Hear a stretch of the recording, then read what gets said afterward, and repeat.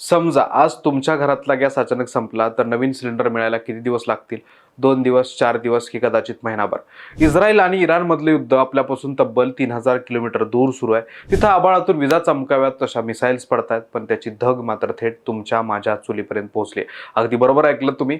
Gas शेगडी सोडून आपल्याला पुन्हा एकदा चुलीवर शिफ्ट व्हावं लागतंय. मग अशा वेळी एक अत्यंत साधा आणि लॉजिकल प्रश्न तुम्हाला पडला असेल की देशातल्या कोणत्याही पेट्रोल पंपावर जा, पेट्रोल आणि डिझेल मिळायला काही अडचण नाही.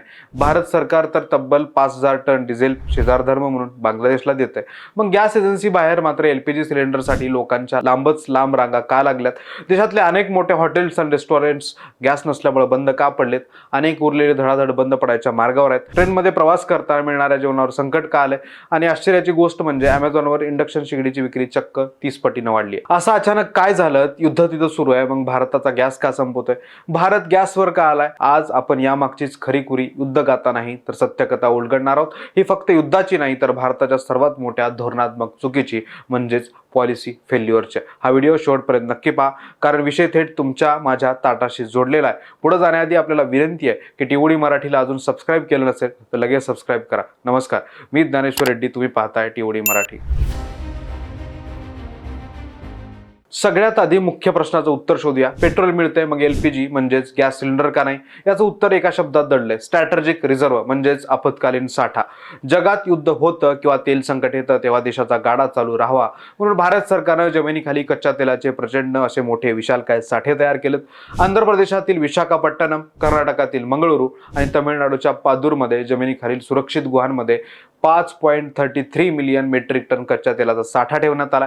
हा साठा आपण आपल्या रिफायनरीमधील पेट्रोल आणि डिझेल मिळून आपल्याकडे किमान 25 दिवस ते 2 महिने पुरेल एवढी रसद उपलब्ध आहे. म्हणूनच पेट्रोल आणि डिझेलचा पुरवठा सुरळीत आहे. पण एलपीजीच्या बाबतीत मात्र आपली खूप मोठी रणनीतिक आणि धोरणात्मक चूक झाली आहे.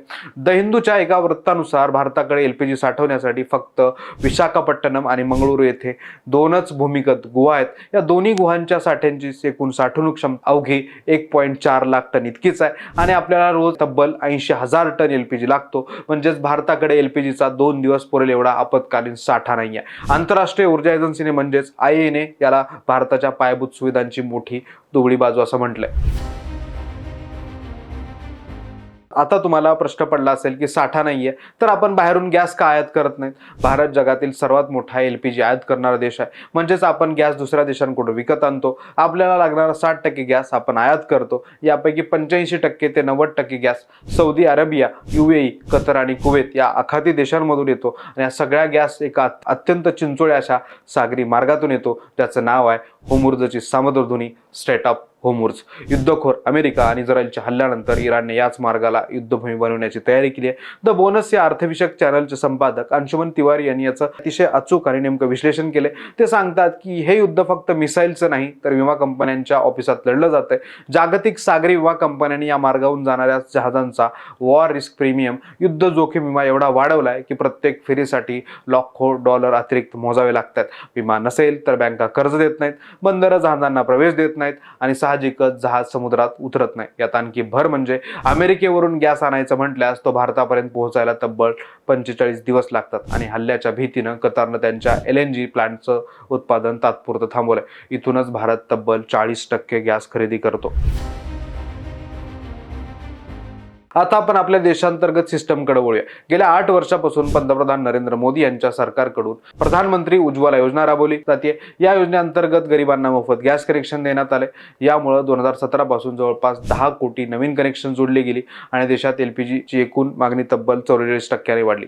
आज देशात 33 कोटी एलपीजी कनेक्शन्स आहेत. मागणी तर वाढली पण त्या तुलनेत देशांतर्गत उत्पादन फक्त 11 ते 12 मिलियन टन इतकंच राहिले. म्हणजे आत्मनिर्भर बनण्याची इच्छा असलेल्या भारताचं आयात अवलंबित्व 2015 मधील 47% आता 40% पुढे गेले. यातील सर्वात मोठी चूक म्हणजे देशातील 210 एलपीजी बॉटलिंग प्लांट्स हे जस्ट इन टाइम म्हणजे जहाज आलं की गॅस थेट सिलेंडरमध्ये भरायचा आणि वाटायचा अशा वितरण प्रणालीवर चालतात. त्यांच्याकडे संकट काळात तग धरून राहण्याची कोणतीही साठवणूक व्यवस्था नाही.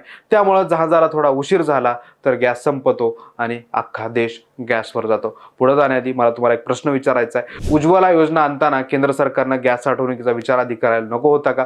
तुमचं मत खाली कमेंट्समध्ये नक्की सांगा. व्हिडिओ आवडला असेल तर लगेचच लाईक ठोकून द्या. या सगळ्या गोंधळात सरकारचा स्टँड काय? पेट्रोलियम मंत्री हरदीप सिंग पुरी यांनी संसदेत स्पष्ट केलं की देशात पेट्रोल आणि डिझेल आणि गॅसची कोणतीही कमतरता नाही. रिफायनरीजना एलपीजी उत्पादन 28% वाढवण्याचे निर्देश दिलेत. सरकारचं म्हणणं आहे की टंचाई गॅसची नाही तर लोकांमध्ये निर्माण झालेल्या घबराटीची आणि साठेबाजीची आहे. पण हे ग्राउंड रियालिटी तुम्हाला आणि मलाच भोगावी लागते. महाराष्ट्रच नाही तर देशभरातील अनेक ठिकाणी पोलीस बंदोबस्तात सिलेंडर वाटप करावं लागते. यूपीच्या ओरियामध्ये एका व्यक्तीच्या घरातून 29 गॅस सिलेंडर जप्त करण्यात आलेत. परिस्थिती हाताबाहेर जाऊ नये म्हणून सरकारनं रातोरात 1955चा अत्यावश्यक वस्तू कायदा म्हणजेच इसेन्शियल कमोडिटीज ऍक्ट लागू केला. याआधी हा कायदा 2020 मध्ये कोविड लॉकडाऊन मध्ये वापरला गेला होता. या कायद्यानुसार आता देशात तयार होणारा गॅस सर्वात आधी घरगुती ग्राहकांना दिला जाईल. एवढंच नाही तर आता एका सिलेंडरच्या डिलिव्हरी नंतर दुसरा सिलेंडर बुक करण्यासाठी शहरी भागात किमान 25 दिवस तर ग्रामीण भागात तब्बल 45 दिवसाचं अंतर ठेवणं सक्तीचं केलंय. ग्रामीण शहरी असा सरकारनं केलेला भेद तुम्हाला योग्य वाटतो का? तसंच बोगस बुकिंग रोखण्यासाठी गॅस घेताना ओटीपी आणि बायोमेट्रिक पडताळणी बंधनकारक करण्यात आली. याचा सगळ्यात मोठा फटका बसलाय तो कमर्शियल क्षेत्राला. हॉटेल आणि रेस्टॉरंटचा गॅस पुरवठा 40 ते 50% कमी झालाय.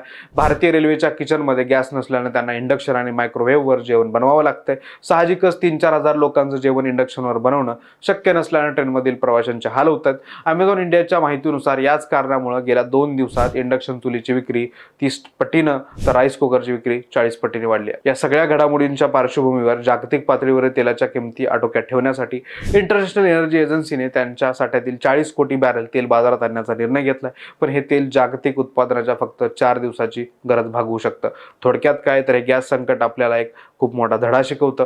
आयात वाढवणं सोपं आहे, योजनांची घोषणा करणं सोपं आहे, पण त्यासाठी लागणारे स्ट्रॅटेजिक रिझर्व्ह धोरणात्मक साठे आपल्याकडे नसतील तर दुसऱ्या देशाच्या युद्धात आपलीच अर्थव्यवस्था कशी होरपळून निघते हे आपण आज हतबलपणे बघतोय. जोपर्यंत होर्मुझची सामुद्रधुनी सुरक्षित होत नाही, मोकळी होत नाही आणि भारत स्वतःचे गॅस साठे वाढवत नाही तोपर्यंत हे गॅस संकट आपल्या डोक्यावर टाकली तलवार बनून राहणार आहे. त्यामुळे सध्या हा व्हिडिओ प्रत्येक भारतीयांपर्यंत तुमच्या फॅमिली ग्रुप्सवर पोहोचणं खूप गरजेचं आहे, कारण हे संकट एका दिवसात सुटणार नाही. हा व्हिडिओ जास्तीत जास्त शेअर करा. तुम्हाला या संपूर्ण परिस्थितीवर काय वाटतं हे कमेंट करून नक्की सांगा. आणि आंतरराष्ट्रीय आणि राष्ट्रीय घडामोडीच्या अशाच अचूक, साध्या आणि सखोल विश्लेषणासाठी आपल्या टीओडी मराठी चॅनलला सबस्क्राईब करायला विसरू नका.